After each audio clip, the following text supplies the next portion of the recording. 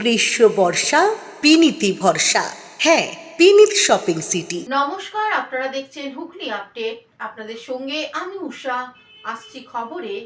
নদিয়ার 1039 বোতল নিষিদ্ধ সিরাপ সহ 5 ব্যক্তিকে গ্রেপ্তার করল পুলিশ।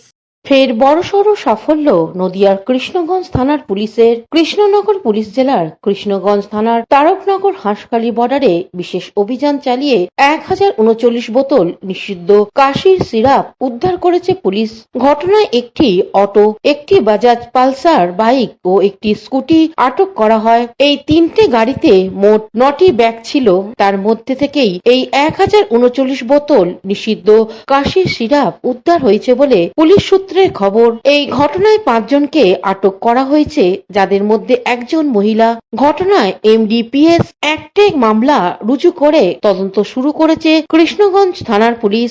এদিন এই অভিযানে উপস্থিত ছিলেন কৃষ্ণনগর পুলিশ জেলার ডিএসপি শিল্পী পাল, কৃষ্ণগঞ্জ থানার আইসি সহ একাধিক পুলিশ আধিকারিকরা। ভারত বাংলাদেশ সীমান্তবর্তী এলাকায় এত পরিমাণে নিষিদ্ধ কাজের সিরাপ উদ্ধারের ঘটনা কৃষ্ণনগর পুলিশরাও বড় সাফল্য বলে মনে করছে পুলিশ আধিকারিকরা। স্থানীয় সূত্রের খবর, ধৃতরা বেশিরভাগই কৃষ্ণগঞ্জ থানায় পার্শ্ববর্তী এলাকার বাসিন্দা। তবে পুলিশের এই তৎপরতায় খুশি এলাকার সাধারণ মানুষ সকলেই।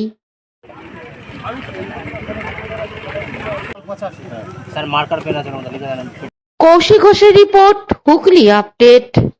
গভীর রাতে শিক্ষকের বাড়িতে হানা পুলিশের। হিরোইন বসানোর অভিযোগ লালগোলা থানার বিরুদ্ধে। গভীর রাতে শিক্ষকের বাড়িতে হানা, হেরোইন বসানোর অভিযোগে তোলপাড়। পুলিশের ভূমিকা নিয়ে উত্তাল লালগোলা। গভীর রাতে কোনো অভিযোগ ছাড়াই এক স্কুল শিক্ষকের বাড়িতে হানা দেয় পুলিশ। এমন ঘটনাকে কেন্দ্র করে তীব্র চাঞ্চল্য ছড়িয়েছে লালগোলা এলাকায়। গ্রামবাসীদের দাবি, পুলিশের হঠাৎ তল্লাশি ছিল সম্পূর্ণ বেআইনি এবং উদ্দেশ্য প্রণোদিত।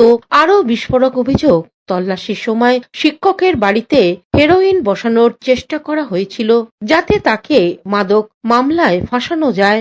ঘটনা ঘটে রাত প্রায় 2:30টার সময়।